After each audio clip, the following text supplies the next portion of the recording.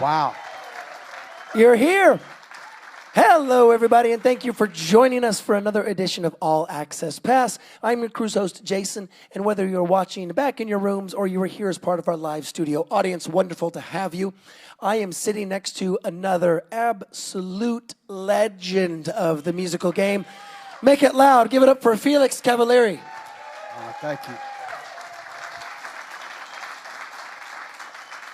First and foremost, welcome back. It's so good to see you. It's always good to see you guys and ladies. You know, you're the best. We love having you out here. Thank you. Thank you. The generic question up front, what have you been doing for the last 2 years?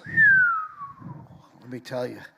Well, you know, I took advantage of the time to finish this book, to kind of like get to know my family. I haven't seen them for a while. And also I was able to complete an album. And, you know, just kind of like contemplate, you know, like my navel, as they say.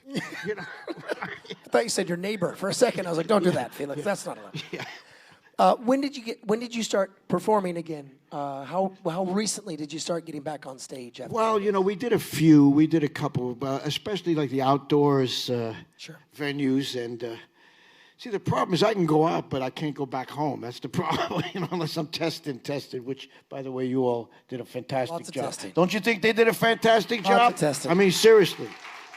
So this means I can actually go home. It's good. We go back and forth on the testing because, you know, it's different. It's different all over the world, but it's also different all over just the United States. There's some states that, you know, take it extremely seriously, some states that take it a little less seriously. So we've gone back and forth, and what we found as a company, Star Vista Live, is that at the end of the day, we feel obligated to put safety first. We feel obligated to make sure that at minimum, regardless of where you're from, we would rather err on the side of caution than on the side of lack of caution.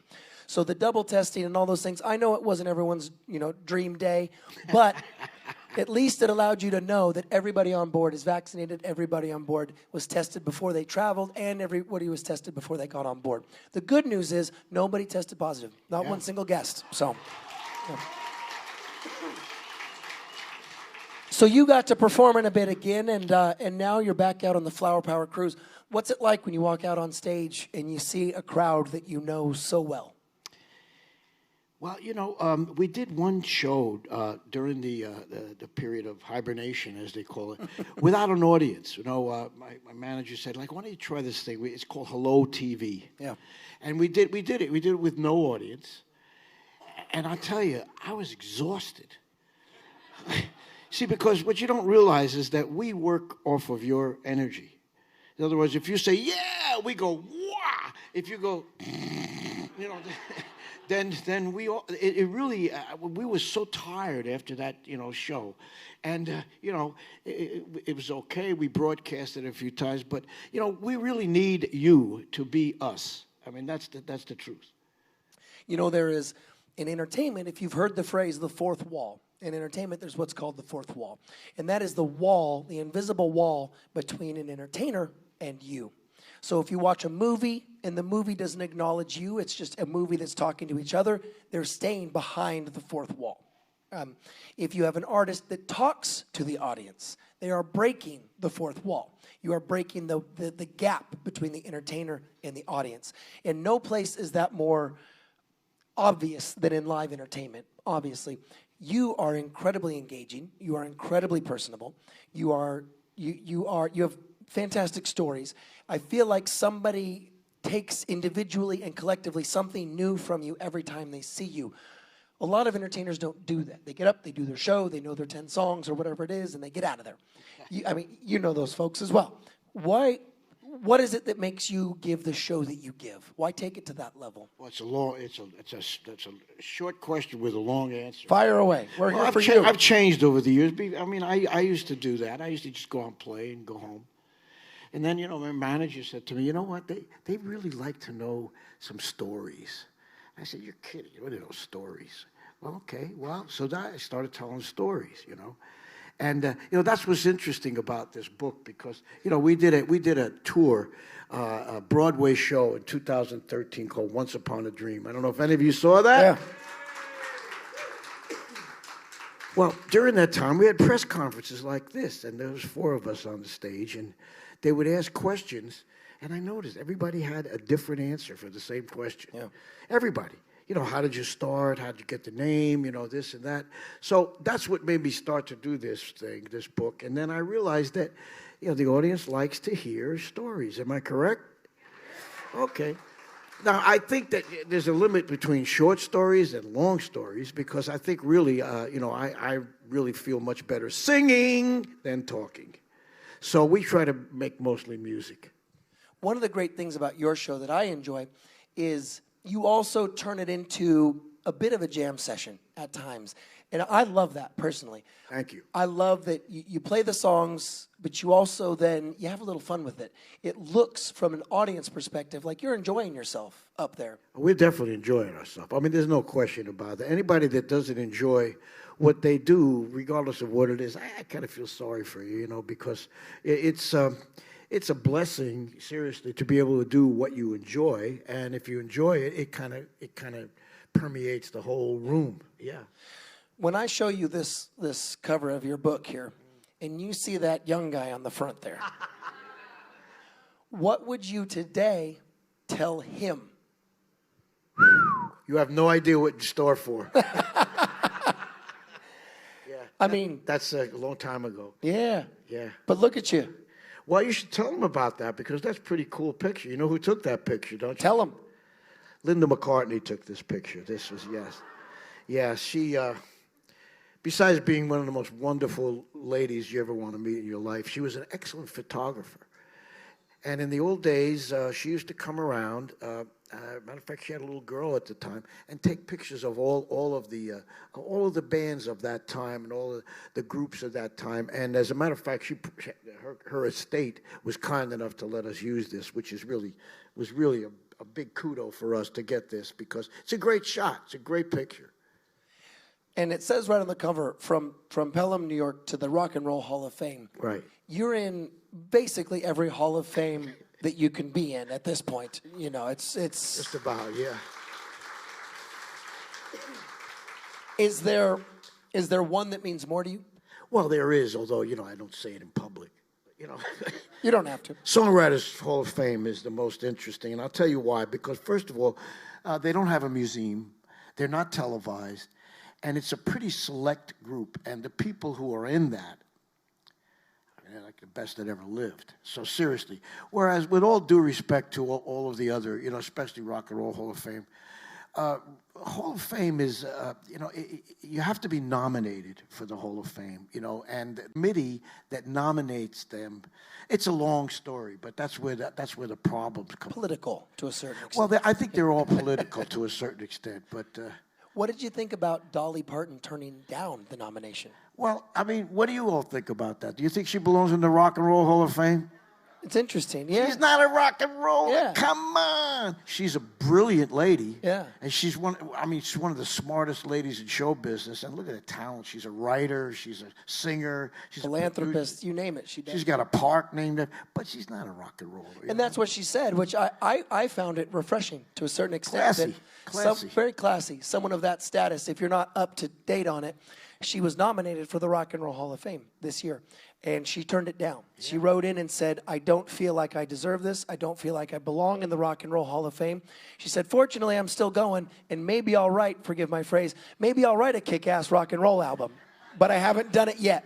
So she turned it down. Yeah. And I thought that was very classy. I thought that was intriguing. Because most people are they would do anything to get in. And you got someone at her status that goes, no, I don't deserve it. Yeah, she's quite a lady, let me tell you. She's pretty fascinating. As you know, you've been here many times, I like to open it up to the crowd. The audience gets to write down some questions, and I want them to feel involved. So I'll ask you a couple of those as we go along here. Paul, who comes to us from New Hampshire, says, does it still bug you when a DJ says one of your songs is from the Young Rascals? Doesn't bug me. No, do you all know the story about Young? You know the dude. You know the story, right? Do I look like a young rascal? Yeah, our manager gave us that name. It was under duress, and I really never liked it. I just, I just felt like, okay, jokes aside, the dog did not have a ring around his eye. Fair enough. Deborah from Hawaii. How often do you get back to Hawaii to visit? Wow. We've always loved you there. Well, that's wonderful. I see some friends of mine out there from the islands, and I'm going back in June. I'm very happy to say I'm going to be on Oahu, and I'm also going to be on Maui. How many of you have been to the Hawaiian Isles? Okay, is there anything you can say that's better than the Hawaiian Islands besides this cruise? That is obviously. It's heaven, It is. and we had the really good fortune of being very, very popular there. And so, my going line is, let's just stay here and be famous. I mean, worse decisions have been made in rock and roll than that. Yeah. Oh, no, it's fantastic. And, the word we use out there is ohana, which means family, and we've always felt like that. Oh, that's wonderful. Yeah. Richard from Nashville. I don't know the answer to this. I'm curious. Could you comment on the honor you just received from MTSU? Oh, yes. Yeah, it was called a Freedom Speech Award.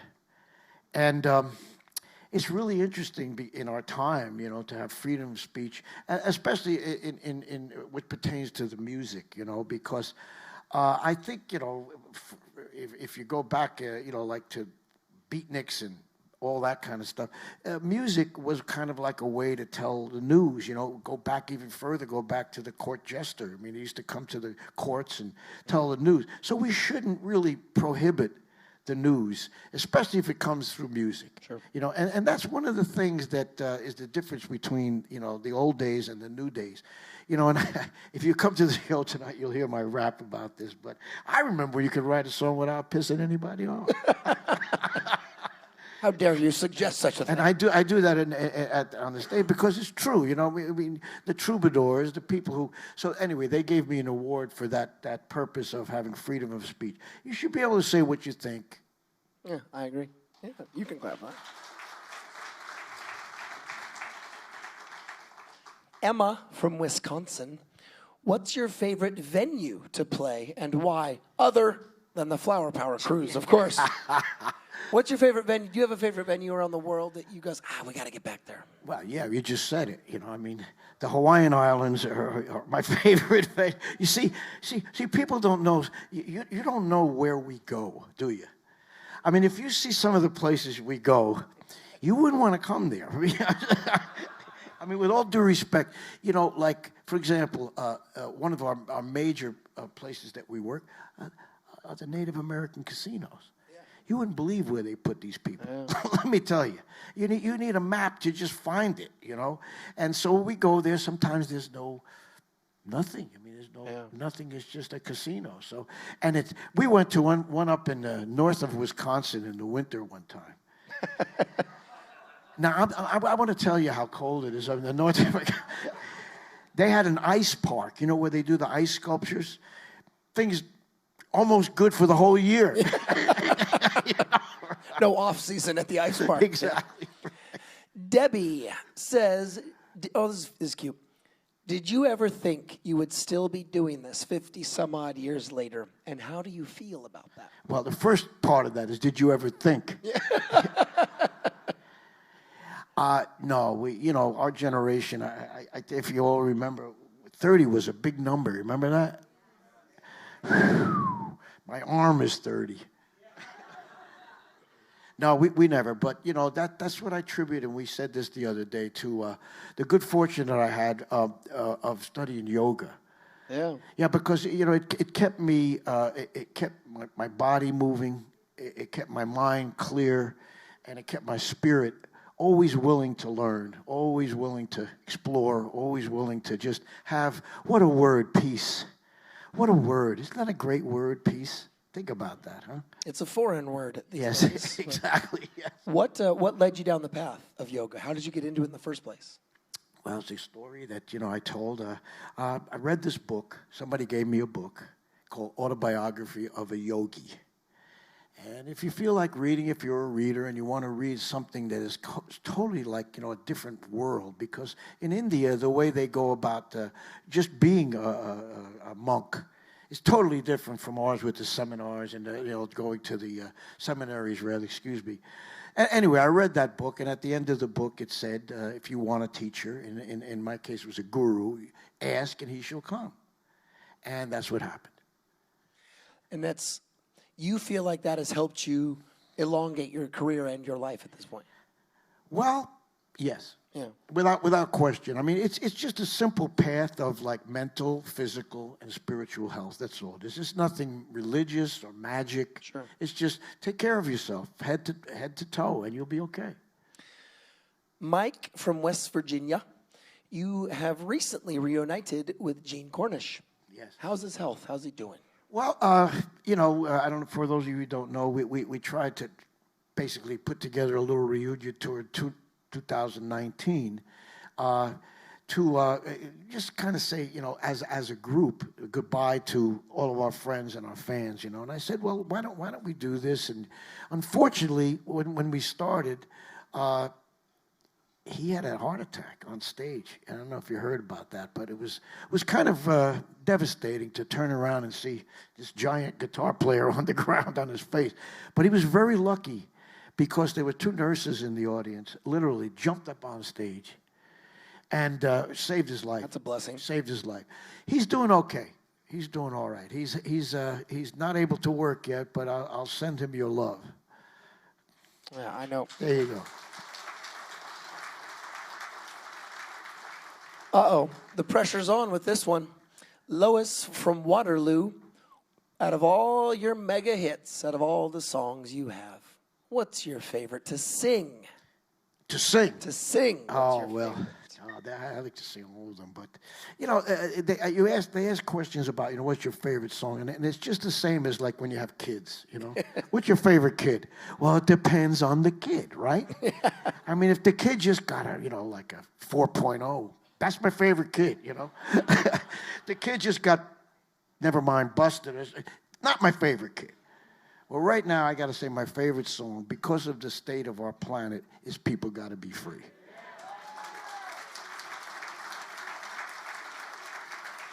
Because I was reading this thing that was written by a journal that I read out of Atlanta, and it said, this lady that came out of Mississippi said, no one's free until everyone's free. That's my next song. I just gave it away. I like that. Yeah, you just gave it away. Look at that. Ted from Vegas, will the play on the history of the Young Rascals be produced again and or go on tour? You mean the past tense one? I don't think so. No,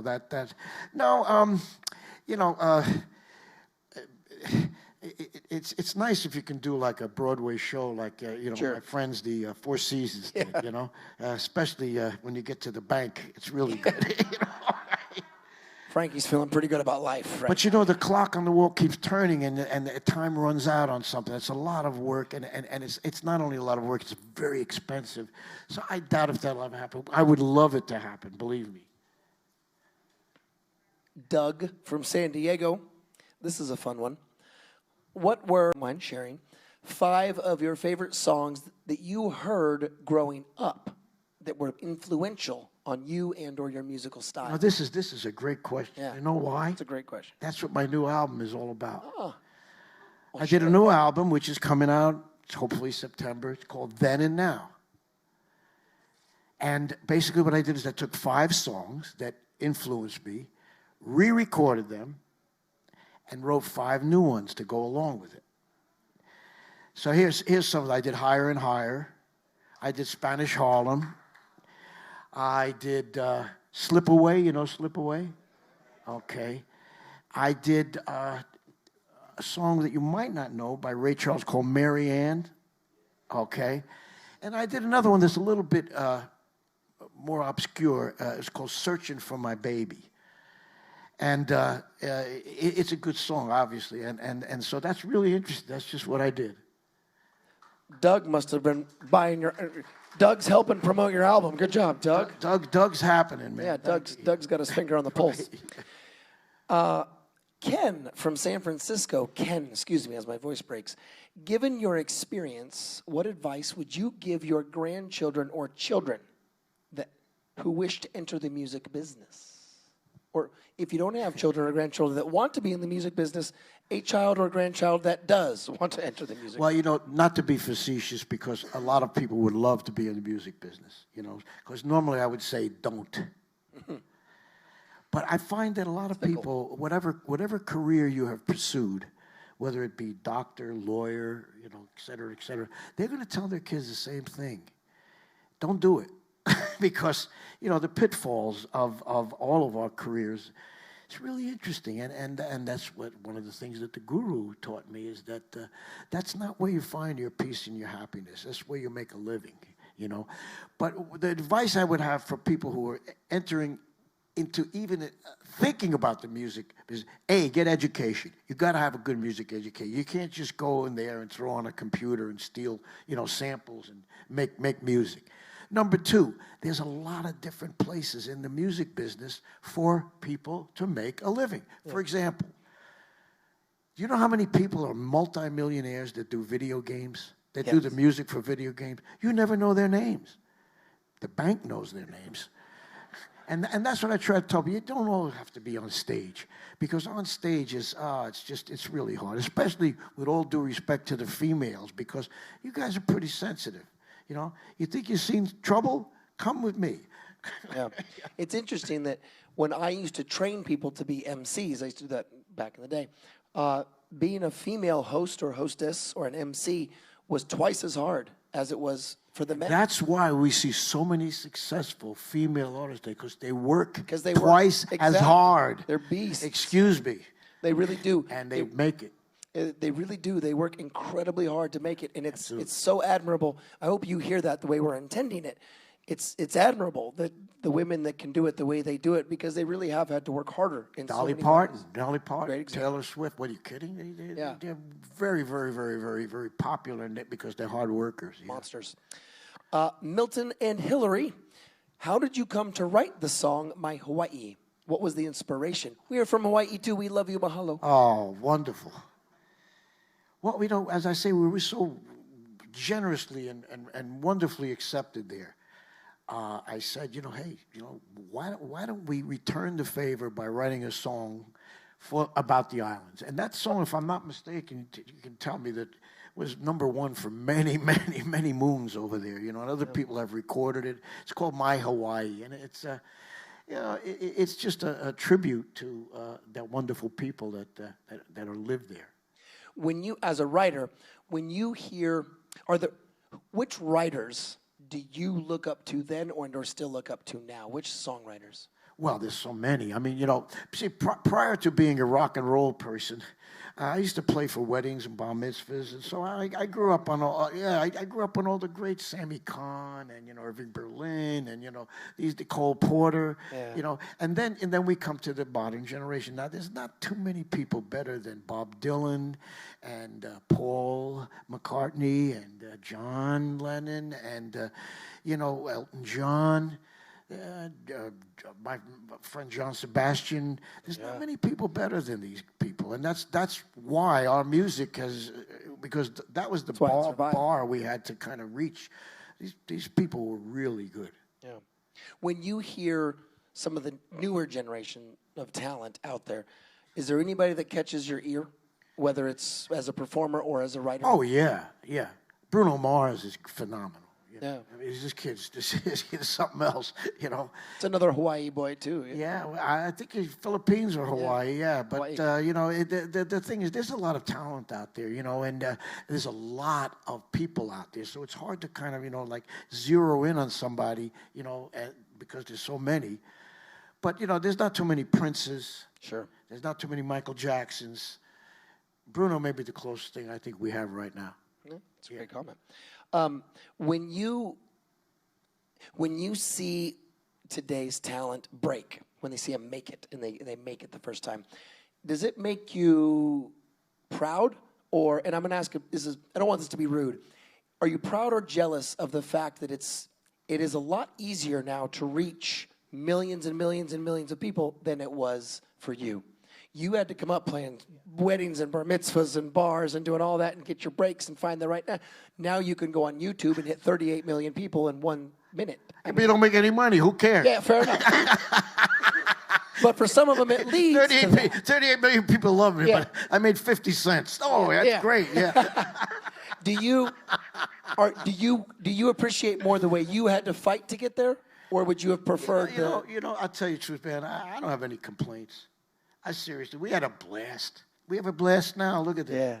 It was fun and coming up, and I've got so many memories of those weddings and bar mitzvahs. Like some really interesting memories. Go the path.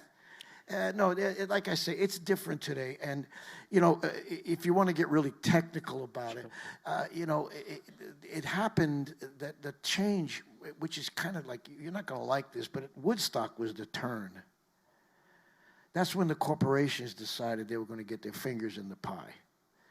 And it changed everything, because the nice little innocent rock and rollers became like corporate entities. And our business is filled with corporate entities right now. And so if you can fight through that, if you can get through that, you deserve fame. That's a valid point. That's what I feel. Switching gears a little bit, going back to the performance aspect for you, now that we are finally back to doing live music, seemingly full-time-ish, and I know it's not full-time, how many dates, are you getting back on the road steady? Are you getting a lot of dates rolling in? What's the year look like for you? Year looks good. We're going to be touring with Mickey Dolenz. I'm looking forward to that. Hey. That's going to be fun. Yeah. It's called A Rascal and a Monkey, Legends Live. A Rascal and a Monkey. Is that nuts? Mickey's both, so it's fine. Yeah, oh man. Well, we did promos for the and you couldn't keep a straight face with this guy in the room. I mean, seriously, he's a funny man. He's a character, to say the least. He's been on the show many times. Yeah, I've gotten to know him quite well. We actually renamed the martini bar Mickey's Martini Bar. Yeah. When he was on board. Good line. Yeah. It's a true story. Love him to death. Love him to death. But if you were looking for him, that's where you'd find him. And so what does that tour look like? Are you guys going, is it U.S., is it global, or what's it look like? Well, right now it's U.S., okay. Yeah. How many dates?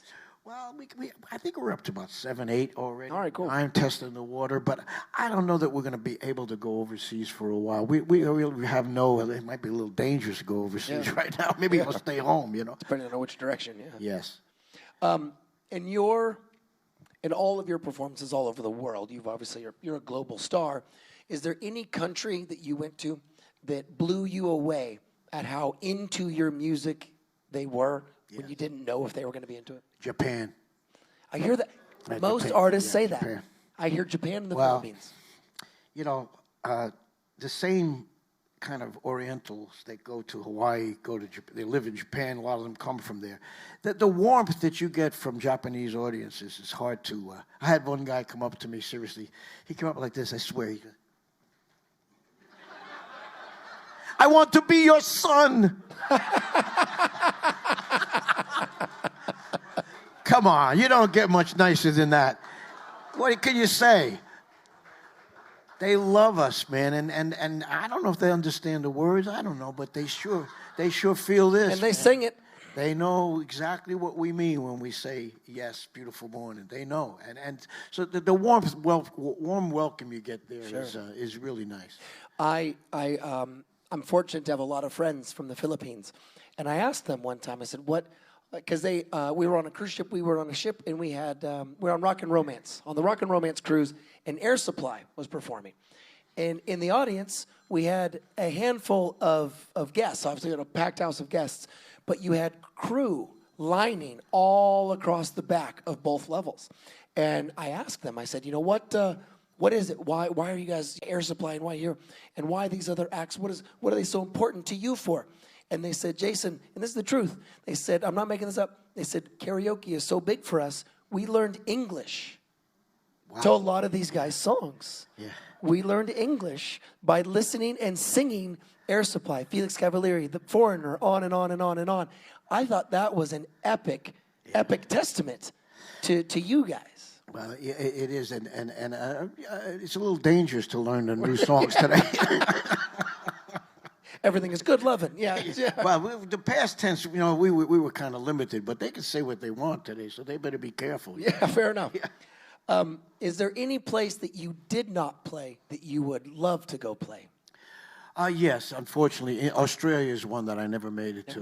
Never made it. Yeah, never made it to Aussie, and for a number of reasons, none of which my band they didn't like to fly. That's a tough one. It's tough to get to Australia if you don't like to fly. They didn't like to fly, so I said, okay, I miss out on that beautiful place, but it's never too late, is it? No, exactly. not when you're Felix Cavaliere. Not when you can still rock and roll, right? That's the thing. Our generation, they're not going to stop us. We're going to be smiling until we're not here anymore. You know that. We do 8 different genres, all said and done, and when we do the Flower Power, I said this on the first night. I mean this with all my heart. We do 8 different genres. The Flower Power Cruise is right at the very tip top, if not number 1 in terms of fan engagement.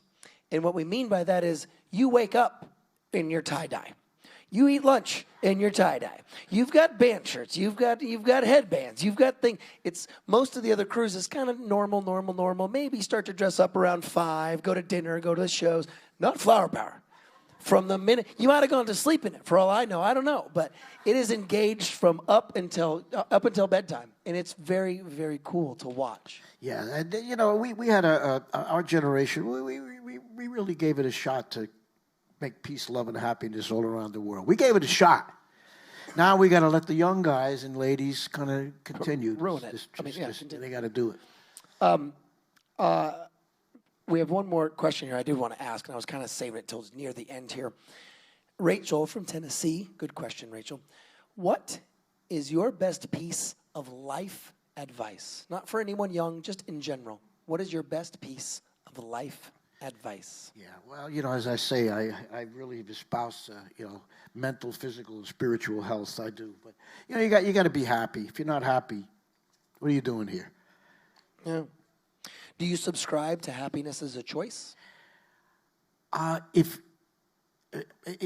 difficult to say this in many places, but not in America. We're pretty lucky. Extremely lucky. Because I do believe to a certain extent, as the old adage goes, insert whatever percentage you want. A lot of times you'll hear it's 90%, it's 10% what happens to you, it's 90% how you react to it. You hear that a lot. We still got the best country in the world, ladies and gentlemen.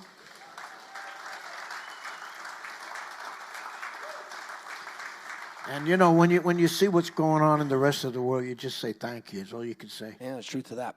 And what do you got coming up after the cruise before I let you get out of here? Well, we got some more work. We're going to Naples. We're going to, near Naples this next week, and we're going to Anna Maria Island, and then we're going to, Pennsylvania, and then we're going to Buffalo, and it's probably still snowing up there, damn it, but North of Wisconsin, I'm sure you're headed up north of Wisconsin. Yes, but we're back on the road, and we're really happy to be back on the road because it's been a long time, and I know you're all ready to rock, am I right? Well, so am I, let me tell you. I mentioned it last night. I'm pretty sure, and I mentioned it last night in the shows, that I'm pretty sure that after talking to all of you guys, all you entertainers that came on, you might be more excited to get back on stage than audiences are to be in the house, and they're extremely excited. Yeah. So it's really cool to see how riveted and excited you guys are to be back out there. And I know you got a book, and the book is just outside those doors. Yes. Right now. And so at the end of this, what we're going to do is, bear with me, don't come up to the stage if you don't mind. We're going to send Felix out and around, and he's going to meet us out there at the book table. So if you'd like to get an autograph, if you'd like to have him sign that book, he's going to be out there in just a moment. Hey, thank you, everybody. Appreciate you. Do me a favor, my friends. He's in every Hall of Fame you can possibly mention. Give it up for Felix Cavaliere. Thank you.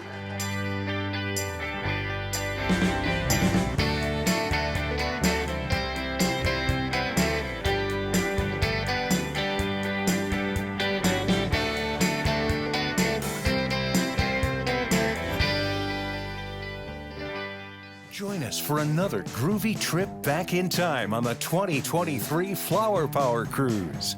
We'll celebrate that unbelievable era with the music and artists of the Love Generation. Enjoy over 50 live performances from Herman's Hermits starring Peter Noon, Mickey Dolenz, voice of the Monkees, the Yardbirds, the Buckinghams, the Grassroots, the Fifth Dimension, the Family Stone, the Cowsills, the Manfreds, Big Brother and the Holding Company, cruise host Peter Asher, and many more surprises to come. Get to know these artists like never before at over 25 celebrity interactive events, including panel discussions, artist Q&As, game shows, and so much more. Don't miss this music festival at sea, sailing aboard the luxurious and newly renovated Celebrity Summit. Departing from Miami, March 23rd, 2023, this 7-day trip will stop in the beautiful ports of Belize City, Cozumel, and Costa Maya. Let your freak flags fly as we go back to the days of bell-bottoms, peace signs, and more, with special themed events and costume parties. Relive those memories of the 60s with your Flower Power Cruise family for another incredible week of good music and happy vibes. The Flower Power Cruise sells out earlier every year, so don't wait. You don't want to miss the grooviest trip at sea. Plus, check out our 70s rock and romance cruise sailing March 16th to 23rd, 2023. Sail these 2 trips back to back, and you'll receive even more incredible savings.